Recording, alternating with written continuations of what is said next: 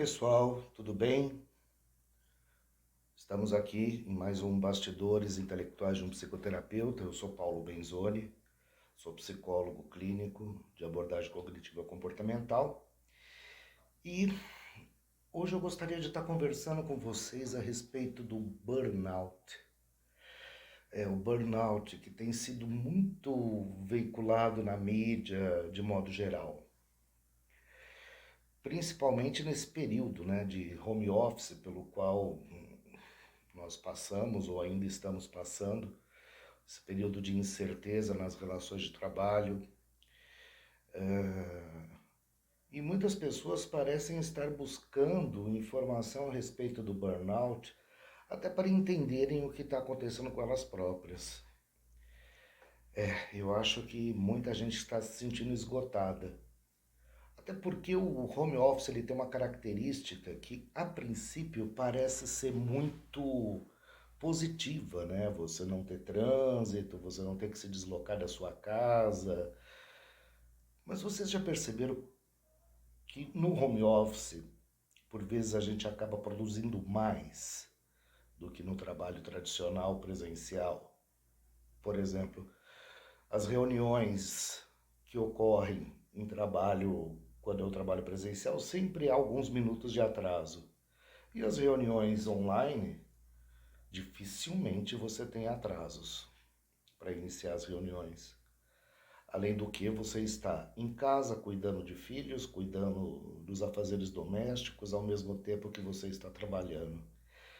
E eu tenho percebido isso levando muita gente ao esgotamento físico e mental, e muita gente buscando informação sobre isso e caindo na questão do burnout.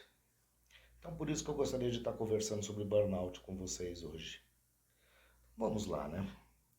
O que é a síndrome de burnout? Ela também é chamada de síndrome do esgotamento profissional, porque é um distúrbio emocional com sintomas de exaustão extrema, de estresse, de esgotamento físico e esgotamento mental. E ela normalmente resulta de situações de trabalho com alta demanda, trabalhos muito desgastantes e trabalhos muito competitivos, também com muita responsabilidade envolvida. A principal causa da síndrome de burnout é o excesso de trabalho. Essa síndrome ela é muito comum, né? Entre profissionais que atuam diretamente em atividades que eles vivem sob pressão e têm responsabilidades constantes, tais como médicos, profissionais de saúde de modo geral, professores, policiais, jornalistas, entre outras profissões, vendedores, outras profissões que estão sempre sob pressão de produtividade ou que têm uma responsabilidade muito grande envolvida para realizar o trabalho. E aí, essas profissões que são as mais suscetíveis, né, à síndrome de burnout, elas têm uma característica essencial. Mas para falar essa característica, eu gostaria antes de falar da questão da origem do termo burnout.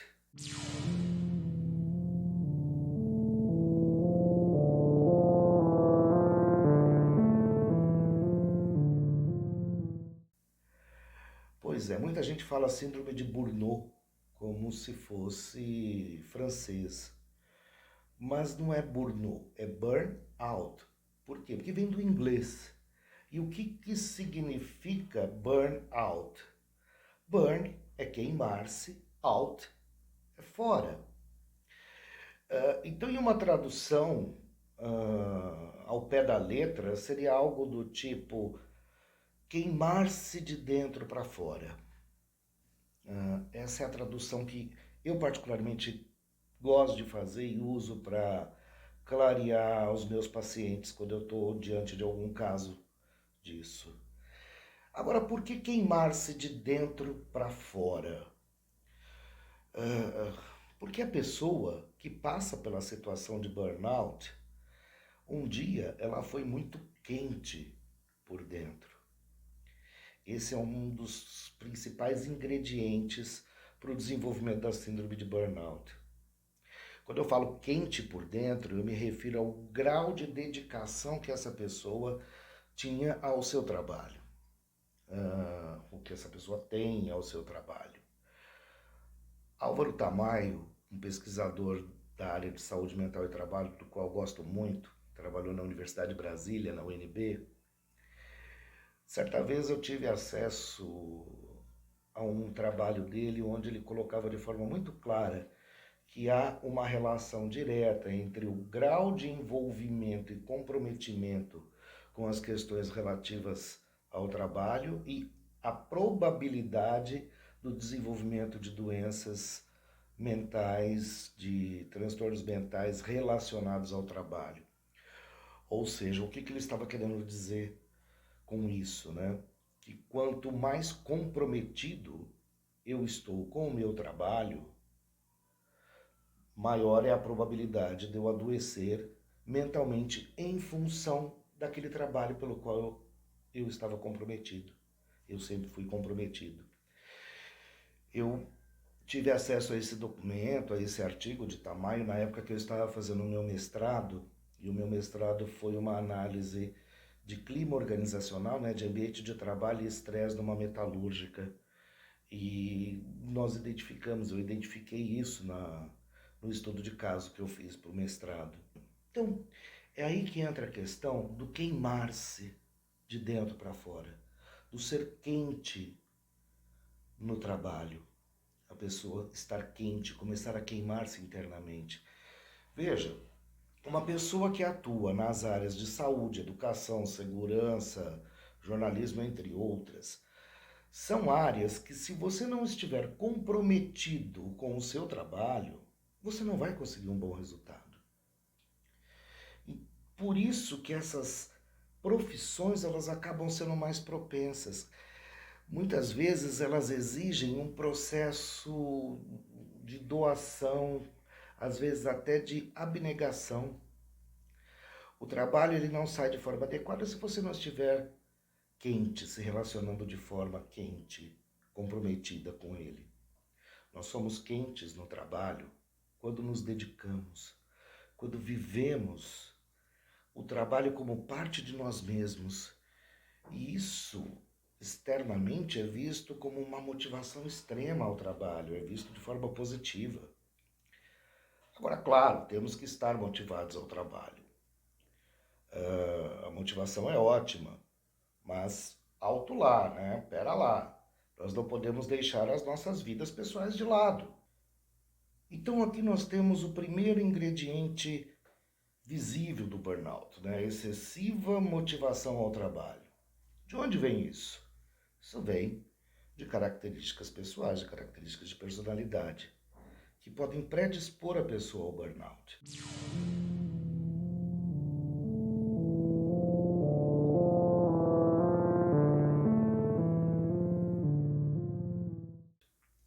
Alguns pesquisadores identificaram as fases pelas quais o burnout passa até que ele se estabeleça, né? Então começa com uma necessidade de aprovação. Então a pessoa tem uma necessidade pessoal de ser reconhecida, de ser aprovada no meio.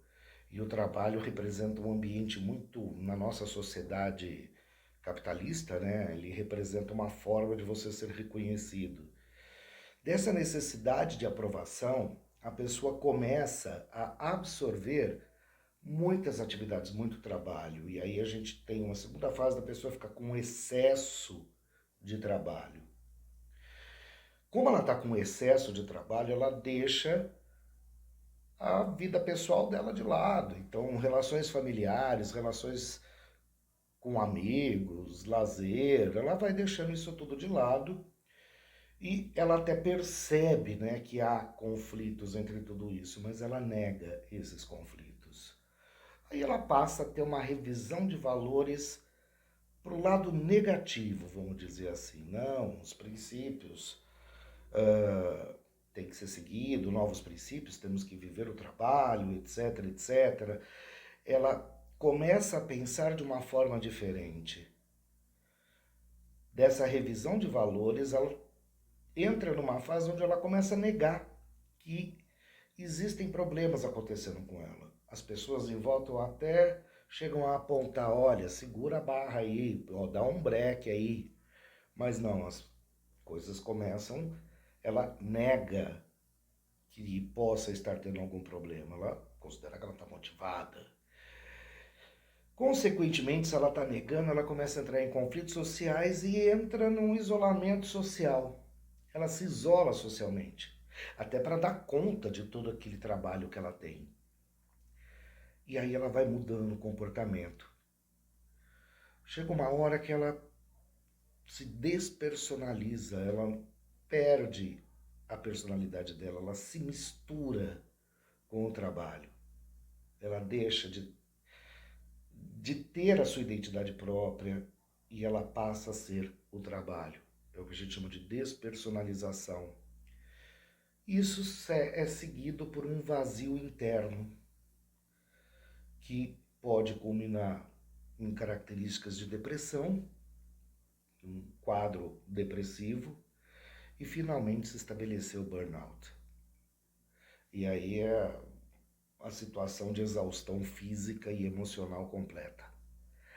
Então essas seriam as fases pelas quais a coisa vai acontecendo. É importante colocar essas fases porque de repente você pode, aí que está vendo esse vídeo, está ouvindo, você pode estar, se perceber nesse caminho. Então preste atenção, talvez seja a hora de barrar alguma coisa e ouvir o que as pessoas em volta estão dizendo.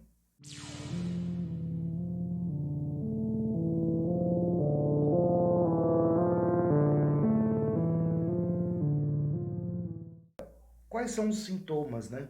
O que é que vai indicar que se está com burnout?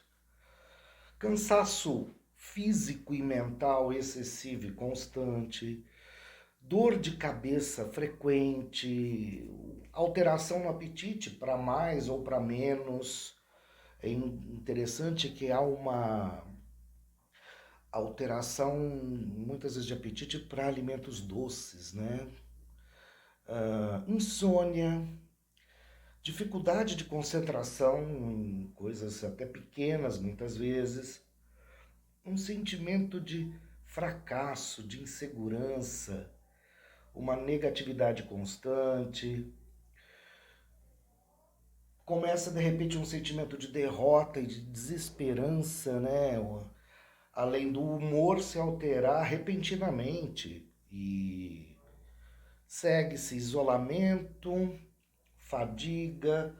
Algumas pessoas podem apresentar pressão alta, né, hipertensão, dores musculares, problemas gastrointestinais, como excesso de gases, azia, e às vezes alterações dos batimentos cardíacos, como taquicardia.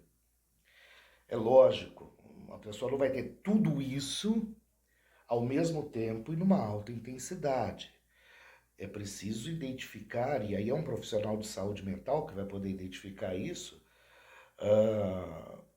qual sintoma está aparecendo, a frequência com que ele aparece e a intensidade. Isso é muito importante, porque se tiver tudo isso ao mesmo tempo, realmente fica complicado. Mas nós podemos resumir isso tudo a três principais características, grupos de sintomas. O primeiro seria uma exaustão física e emocional extrema. O segundo grupo estariam entre as atitudes cínicas e de desapego às coisas da vida. A pessoa começa a não ter ter uma relação mais cínica com as coisas, tá, sem colorido. E um sentimento de ineficácia e de falta de realização. A pessoa se sente incapaz e não realizada. Esse é o quadro estabelecido do burnout. Agora, como tratar, né?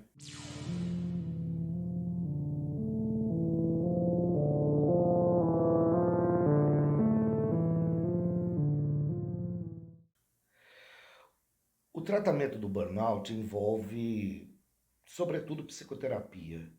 A psicoterapia é para que a pessoa possa entender a relação dela com o trabalho e dar um novo significado, um novo rumo a essa relação dela com o trabalho. Muitas vezes nós precisamos afastar a pessoa do trabalho para que ela possa rever tudo isso e depois voltar de uma forma mais adequada, de uma forma mais madura, de uma forma mentalmente mais saudável. Algumas vezes envolve o uso de medicação. Pode ser que ocorra a necessidade de medicação. Isso um psiquiatra vai poder avaliar. Mas normalmente quando entra a medicação é por um tempo, num caso de burnout, é por um tempo relativamente curto e, enfim, ela auxilia muito no tratamento. Agora, fundamentalmente é necessário que se faça uma revisão ampla da relação do indivíduo com o trabalho, da forma como ele lida com o trabalho. E isso é a psicoterapia que vai poder ajudar a pessoa a conseguir fazer isso.